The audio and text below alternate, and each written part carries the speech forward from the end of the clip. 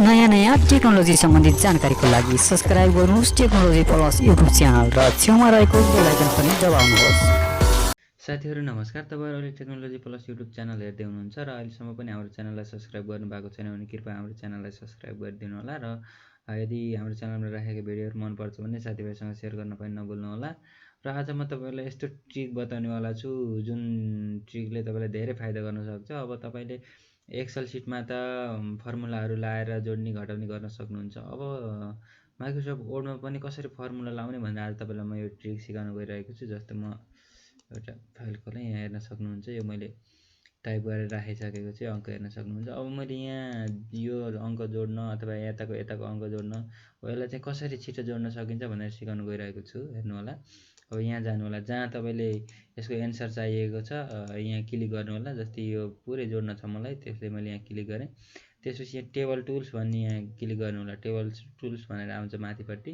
यसमा लेआउट भन्ने अप्सनमा क्लिक गर्नु होला। यहाँ लेआउटमा क्लिक गरिसकेपछि यहाँ फर्मुला भनेर दिएको छ, यो फर्मुलामा पनि एकचोटि क्लिक गर्नु होला। यो फर्मुला हेर्न सक्नुहुन्छ, यो फर्मुलामा क्लिक गर्दा बित्तिकै देखाएको छ फर्मुलामा इक्वल टु सम एबभ भनेको छ। यसले भनेको यसलाई यसको एन्सर चाहिँ के आउनु पर्यो, यो माथिको भोरी जोडेर भनेर चाहिँ यसले आफ्नो भाषामा दिएको छ। अब यसलाई चाहिँ ओके गर्नुभयो भने हेर्न सक्नुहुन्छ यो जोडेर चाहिँ आफै आइदियो। जस्तै अब तपाईले यो थिच्नलाई चाहिँ क्याल्कुलेटर थिच्नु पर्यो, अब यहाँ चाहिँ परेन। अब यसलाई पनि यहाँ जोड्नु पर्यो भने यहीँ जानुहोस्, फर्मुलामा जानुहोस् अनि ओके गरिदिनुहोस्। ल हेर्नुहोस्, यहाँ पनि जानुहोस्, फर्मुलामा जानुहोस्, ओके गरिदिनुहोस्। ल कति छिटो काम भयो। अब तपाईले हेर्नुहोस् यो भयो। अब यता त भयो, यता पनि तपाईले जोड गर्न सक्नुहुन्छ। यो त माथि एबभ भयो, यता यसमा पनि कर्सर लिएर गएर यसरी नै लेआउटको फर्मुलामा गएर यहाँ फेरि देखाएको छ इक्वल टु सम लेफ्ट भनेर देखाएको छ है। यहाँ हेर्न सक्नुहुन्छ इक्वल टु सम लेफ्ट भनेको छ भनेको अब यसको एन्सर के हुनु पर्यो, यो यसको सबैको यसभन्दा अगाडिको भोरिको जोड हुनु पर्यो भनेर चाहिँ यसले यो सूत्र दिएको छ। यसलाई चाहिँ ओके गर्नुभयो भने यो जोड आउँछ। ल यो भयो। अब जस्तै तपाईलाई मैले अर्को पनि सिकाउँछु। जस्तै यसलाई खाली गरेर मानौँ, सरी यहाँ अब मानौँ केही पनि छैन, अब यहाँ केही पनि छैन।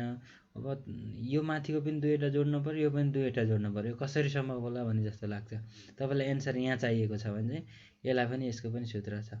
यहाँ क्लिक गर्नुहोस्, फर्मुला भन्नेमा जानुहोस्, यो फर्मुलादेखि सम एबभ मात्रै भनेर दिएको छ, हेर्न सक्नुहुन्छ। यसमा गर्दाखेरि माथिको मात्रै जोडिन्छ। अब तपाईले यसमा के थप्नु पर्यो भन्दाखेरि यसमा यो एबभ पछि कमा लगाइदिनुहोस् अनि बिलो भनेर हान्नुहोस्।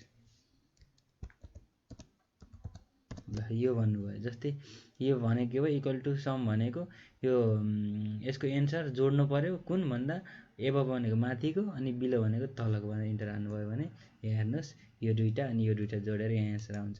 यसलाई पनि यसरी गर्न सक्नुहुन्छ। यहाँ एबभ दिएको छ, कमा लगाइदिनुहोस् अनि बिलो लेख्नुहोस्,